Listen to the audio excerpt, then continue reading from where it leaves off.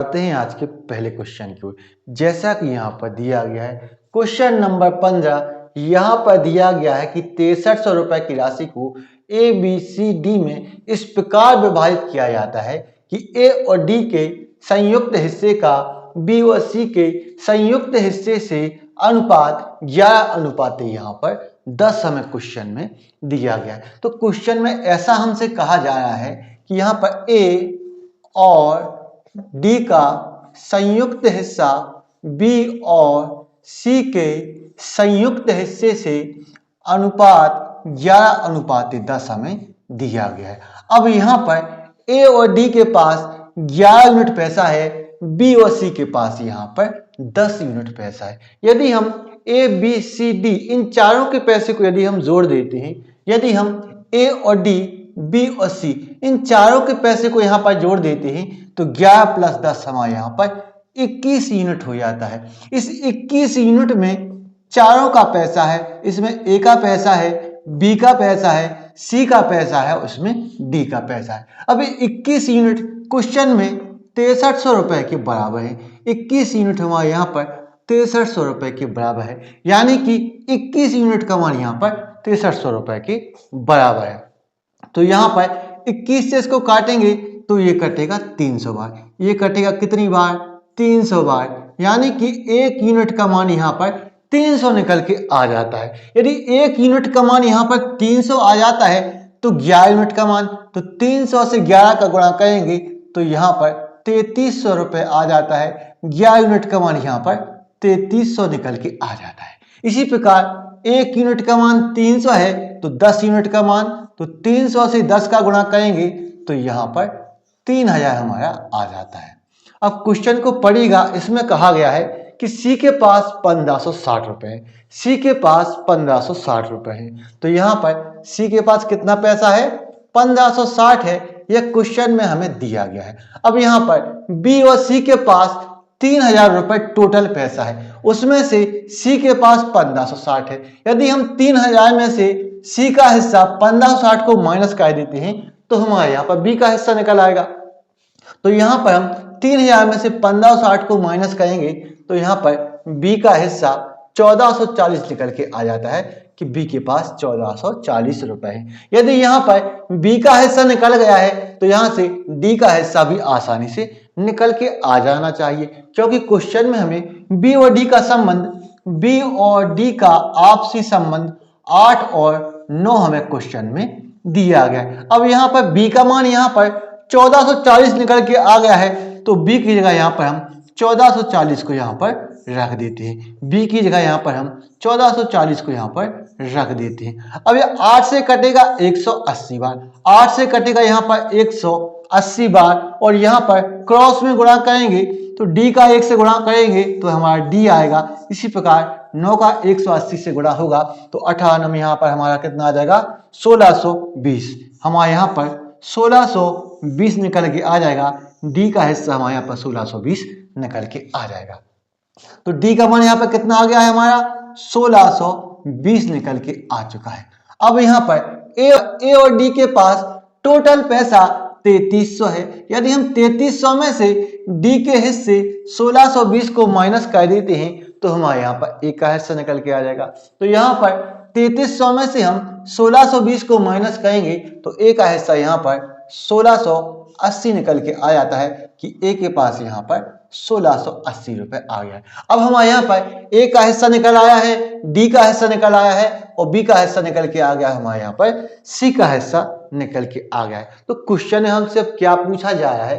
तो क्वेश्चन हमसे यह पूछा जा रहा है कि हमें ए और बी के हिस्सों का यहाँ पर अंतर है बताना है, यानी कि क्वेश्चन हमसे a माइनस बी हमसे यहाँ पर पूछा जा रहा है। तो यहाँ पर a का मान कितना है? 1680।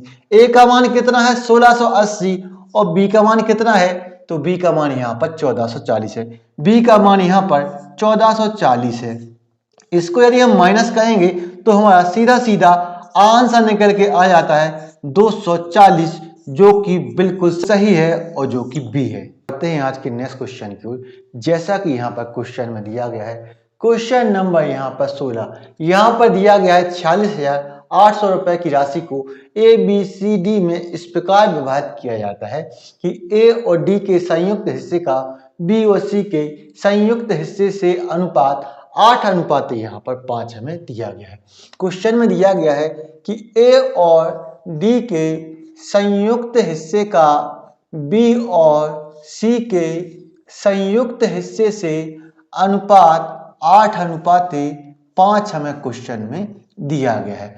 अब यहाँ पर ए और डी के पास 8 यूनिट पैसा है तथा बी और सी के पास यहाँ पर 5 यूनिट पैसा है। यदि हम ए और डी, बी और सी इन चारों के पैसे को यहाँ पर जोड़ देते हैं तो 8 + 5 यहाँ पर 13 यूनिट पैसा हो जाता है। इस 13 यूनिट पैसे में ए का पैसा है, बी का पैसा है, सी का पैसा है और डी का पैसा है। अब ये 13 यूनिट क्वेश्चन में 46,800 के बराबर हमें दिए गए हैं कि 13 यूनिट का मान यहाँ पर 46,800, 13 यूनिट का मान यहाँ पर 46,800 है। तो 13 से इसको काटेंगे तो ये कटेगा 3600 बार। कितनी बार कटेगा? 3600 बार, यानी कि 1 यूनिट का मान यहाँ से 3600 निकल के आ जाता है। यदि 1 यूनिट का मान यहाँ पर 3600 है तो 8 यूनिट का मान, तो 8 से यहाँ पर हम गुणा करेंगे 3600 में, तो 8 का यहाँ पर 6 से करेंगे तो हमारे यहाँ पर 48 आएगा।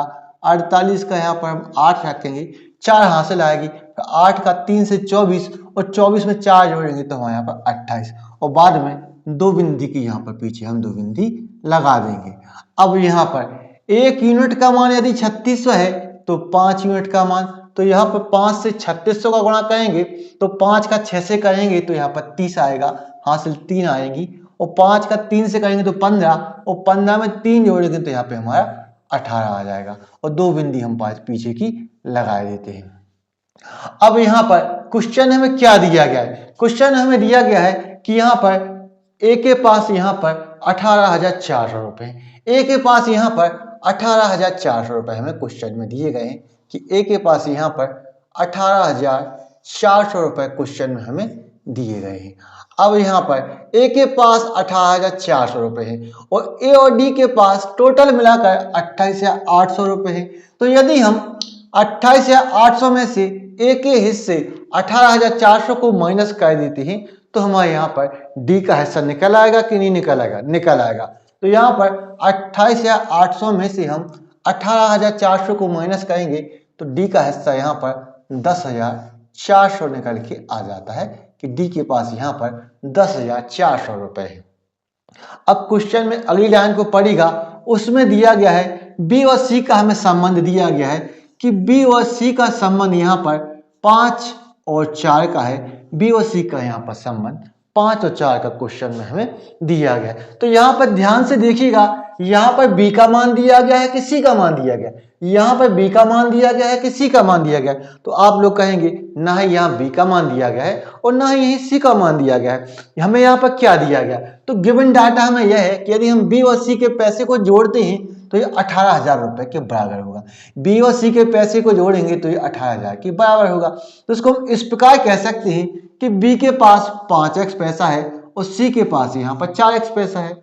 यदि हम 5x और 4x को जोड़ देते हैं तो ये 18,000 के बराबर हो जाता है। ऐसा ही क्वेश्चन में हमें दिया गया है कि बी और सी को जोड़ने पे 18,000 रुपए आ जाते हैं। तो 5 और 4 9, हमारे यहाँ पर 9x हो जाता है जो कि 18,000 रुपए के बराबर हमें क्वेश्चन में दिए गए। तो 9 से इसको काटेंगे तो ये कटेगा 2,000, 9 से काटेंगे तो ये कटेगा हमारा 2,000 बार, 9 से काटेंगे तो कितनी बार कटेगा?